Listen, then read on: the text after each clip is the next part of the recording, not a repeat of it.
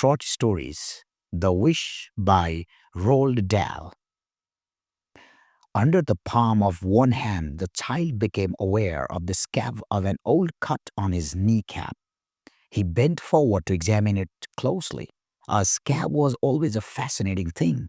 It presented a special challenge he was never able to resist.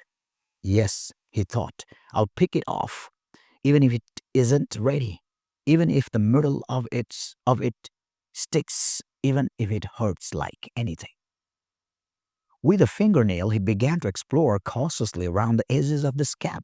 He got a nail underneath it, and when he raised it but ever so slightly, it suddenly came off. The whole hard brown scab came off beautifully, leaving an interesting little circle of smooth red skin.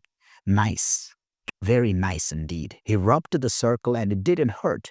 He picked up the scab, put it on his thigh, and flipped it with a finger so that it flew away and landed on the edge of the carpet. The enormous red and black and yellow carpet that stretched the whole length of the hall from the stairs on which he sat to the front door in the distance. A tremendous carpet, bigger than the tennis lawn.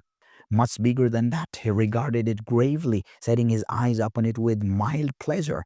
He had never really noticed it before, but now, all of a sudden, the colors seemed to brighten mysteriously and spring out at him in a most dazzling way.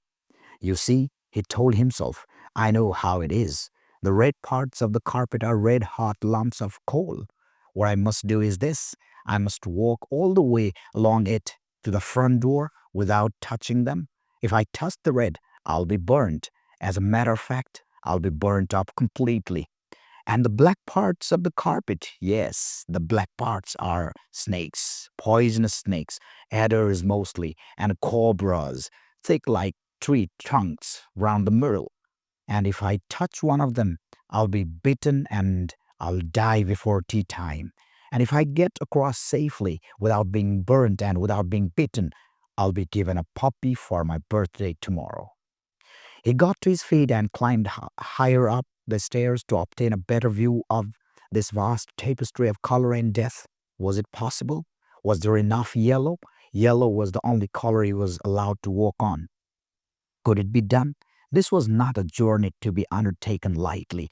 The risks were far too great for that. The child's face, a fringe of white gold hair, two large blue eyes, a small pointed chin peered down anxiously over the banisters. The yellow was a bit thin in places, and there were one or two whitish gaps, but it did seem to go all the way along to the other end. For someone who had only yesterday triumphantly traveled the whole length of the brick path from the stables to the summer house without touching the cracks, this carpet thing should not be too difficult, except for the snakes. The mere thought of snakes sent a fine electricity of fear running like pins down the backs of his legs and under the soles of his feet. He came slowly down the stairs and advanced to the edge of the carpet. He extended one small sandaled foot and placed it cautiously upon a patch of yellow. Then he brought the other foot up, and there was just enough room for him to stand with the 2 feet altogether. There he had started.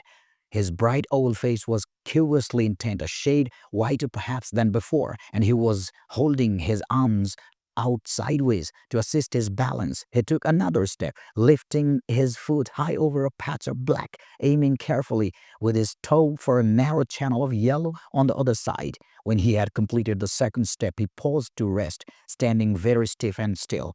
The narrow channel of yellow ran forward unbroken for at least 5 yards, and he advanced gingerly along it, bit by bit, as though walking a tightrope, where it finally curled off sideways. He had to take another long stride, this time over a vicious-looking mixture of black and red.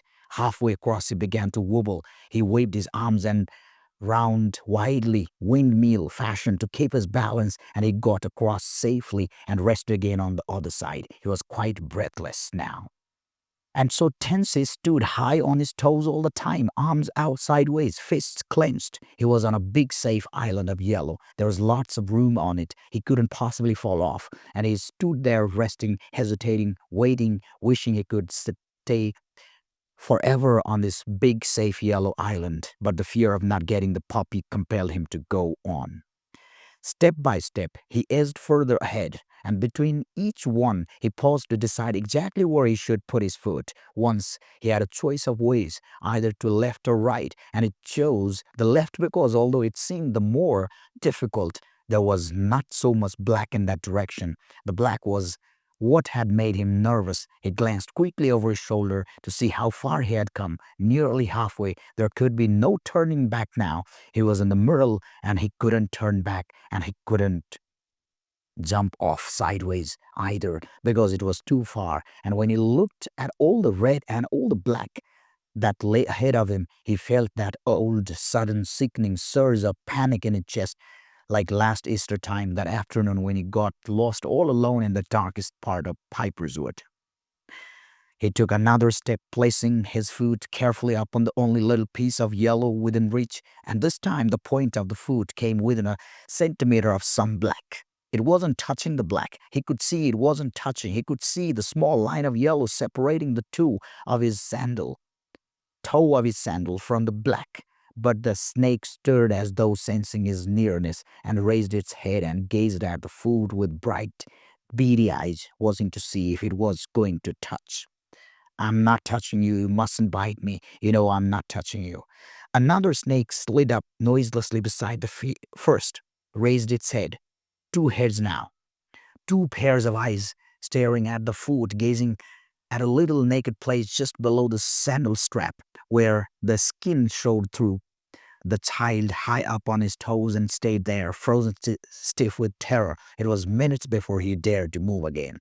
The next step would have to be a really long one. There was this deep curling river of black that ran clear across the width of the carpet, and he was forced by his position to cross it at the widest part. He thought first of trying to jump it, but decided he couldn't be sure of landing accurately on the narrow band of yellow on the other side. He took a deep breath, lifted one foot, and inch by inch he pushed it out in front of him, far, far out, then down and down until at last the tip of his sandal was across and resting safely on the edge of the yellow. He leaned forward, transferring his weight to his front foot. Then he tried to bring the back foot up as well. He strained and pulled and jerked his body, but the legs were too wide apart and he couldn't make it. He tried to get back again. He couldn't do that either.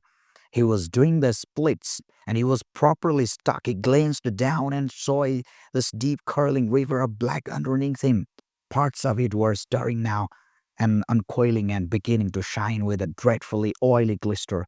He waved his arms frantically to keep his balance, but that seemed to make it worse. He was starting to go over. He was going over to the right. Quite slowly, he was going over, then faster and faster. And at that last moment, instinctively, he put out a hand to break the fall, and the next thing he saw was this bare hand of his going right into the middle of great glistening mass of black, and he gave one piercing cry as it tossed. Outside in the sunshine, far away behind the house, the mother was looking for her son. About the writer, Roald Dahl, 1916 to 1990, was a British novelist, short story writer, and screenwriter. He was born in Wales of Norwegian immigrant parents. He spent his childhood in England and at the age of 18 went to work for the Shell Oil Company in Africa. When the World War II broke out, he joined the Royal Air Force and became a fighter pilot. At the age of 26, he moved to Washington, D.C. and began to write. After establishing himself as a writer for adults, he began writing children's stories in 1960 while living in England with his family. He is now considered one of the most beloved storytellers of our time. His fantastic novels include James and the Giant Peach, Matilda, and Charlie and the Chocolate Factory, and many more classics for children, along with short stories for adults. The story The Wish is about a young boy's fantasy in which his carpet is alive with snakes and fire. Using imagery and metaphor, Dahl uses the character of a curiously imaginative young boy who help us reflect on the delicacy of our childhood innocence. This story goes inside the mind of a young child to explore his imagination. This is about a young boy who had a frightening event in his childhood.